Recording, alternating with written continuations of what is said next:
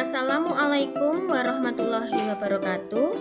Perkenalkan, nama saya Dian Rahmawati. Saya dari SD Negeri 3 Sumberagung, Kecamatan Ngaringan, Kabupaten Grobogan.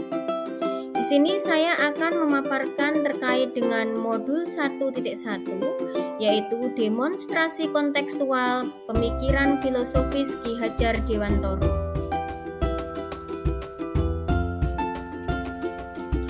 Pemikiran filosofis Ki Hadjar Dewantoro. KHD membedakan antara pengajaran dan pendidikan. Pengajaran merupakan proses pendidikan dalam memberikan ilmu atau berfaedah untuk kecakapan hidup anak secara lahir dan batin. Sedangkan pendidikan merupakan tuntunan terhadap segala kekuatan kodrat yang dimiliki anak agar ia mampu mencapai keselamatan dan kebahagiaan yang setinggi-tingginya, baik sebagai manusia maupun sebagai anggota masyarakat. Ki Hadjar Dewantoro mengatakan bahwa yang pertama, pendidikan merupakan tempat persemaian benih-benih. Dengan kata lain, pekerjaan yang kita lakukan di sekolah bukan hanya sekedar anak bersekolah ataupun hasil nilai yang baik, tetapi pekerjaan untuk menjemput kebudayaan yang kita cita-citakan, yaitu membentuk peradaban baru. Jadi, pendidikan dan kebudayaan merupakan dua hal yang tidak bisa dipisahkan. Ki Hadjar Dewantoro juga mengibaratkan seorang pendidik adalah seorang petani, sedangkan siswa adalah bibitnya. Bisa bibit padi, bibit jagung, ataupun bibit yang lain. Apabila bibit ini dirawat dengan cara dan proses yang benar, maka akan mendapatkan hasil yang luar biasa. Sedemikian rupa dengan siswa.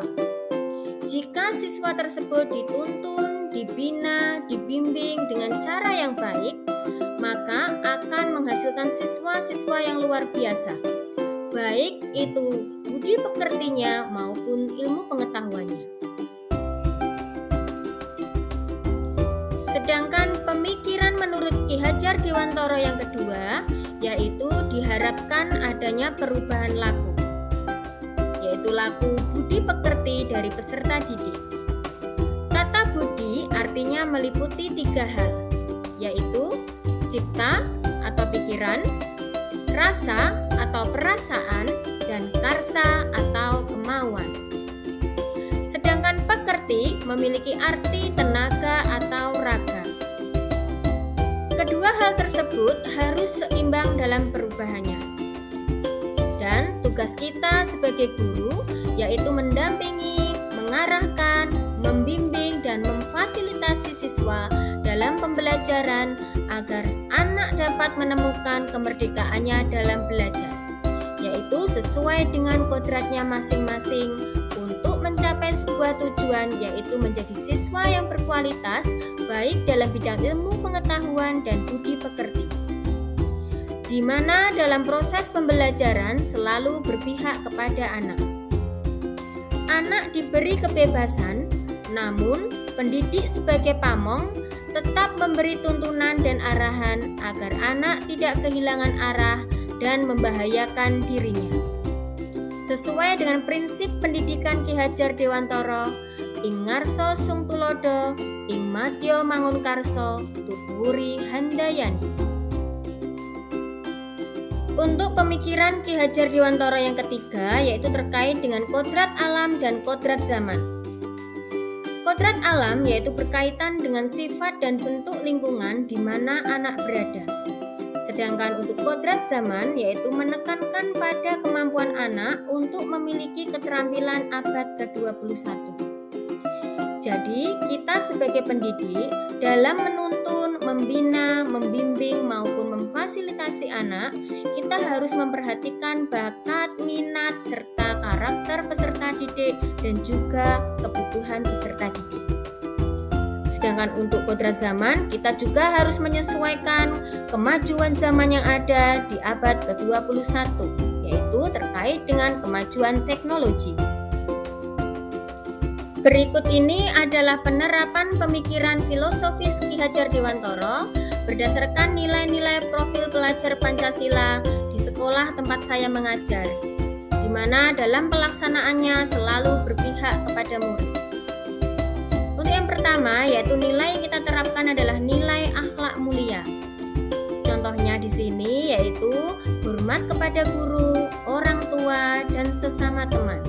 Ini bisa dicontohkan pada saat mau masuk sekolah ataupun setelah upacara selesai, kita bersalaman satu persatu baik dengan guru maupun teman-temannya. Nilai akhlak mulia yang kedua yang saya terapkan di sekolah saya yaitu terkait dengan iman dan takwa terhadap Tuhan Yang Maha Esa. Contohnya di sini yaitu kegiatan pesantren kilat dan peringatan hari-hari besar keagamaan lainnya. Sedangkan untuk nilai akhlak mulia yang ketiga yang saya terapkan di sekolah saya yaitu saling peduli dan menyayangi sesama teman. Yang saya contohkan di sini yaitu rasa saling berbagi sesama teman pada saat membawa bekal makanan.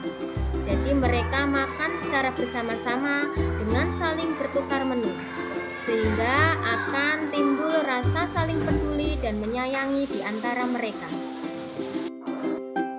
Nilai yang kedua yang saya terapkan di sekolah tempat saya mengajar yaitu nilai gotong royong. Yaitu kegiatan Jumat Bersih merupakan salah satu contoh yang saya terapkan di sekolah. Kenapa saya milih Jumat Bersih? Hal ini saya rasa dapat menumbuhkan jiwa kerjasama dan peduli siswa terhadap kebersihan lingkungan. Jadi setiap hari Jumat kami warga sekolah secara bersama-sama, baik itu siswa, guru maupun karyawan melakukan kegiatan Jumat Bersih untuk menumbuhkan jiwa rasa saling kerjasama dan peduli terhadap kebersihan lingkungan sekolah. Nilai gotong royong yang kedua yaitu saya menerapkan kegiatan kerja kelompok untuk menumbuhkan sikap saling kerjasama, saling menghormati dan menghargai supaya tugas dapat selesai tepat waktu. Contohnya di sini yaitu kegiatan diskusi kelompok dan penyelesaian proyek. Harapannya dengan kegiatan diskusi, siswa dapat tumbuh sikap saling kerjasama dan sikap saling menghormati dan menghargai perbedaan pendapat, sehingga tugas maupun proyek yang diberikan dapat selesai tepat waktu. Untuk nilai yang ketiga yang saya terapkan di sekolah tempat saya mengajar yaitu nilai kebinekaan global. Nilai ini mengandung makna untuk mempertahankan budaya luhur. Contohnya yaitu dengan melestarikan dolanan atau permainan anak tradisional seperti permainan bakyak, jublak-jublak suweng atau permainan tradisional lainnya. Dan melestarikan tarian tradisional di sekolah. Jadi di tempat saya mengajar ini, anak juga sering melakukan kegiatan permainan-permainan tradisional. Hal itu bisa disisipkan pada saat pembelajaran. Sedangkan untuk tarian-tarian tradisional, di sekolah saya ini merupakan sekolah penggerak. Jadi anak setiap hari Sabtu selalu menarikan tarian tradisional agar anak paham, mengerti, dan tahu jenis tarian tradisional khususnya di Jawa Tengah. Demikian hasil pemaparan saya terkait dengan filosofis pemikiran Ki Hajar Dewantara yang saya terapkan di sekolah tempat saya mengajar. Thank you for watching. Salam guru hebat.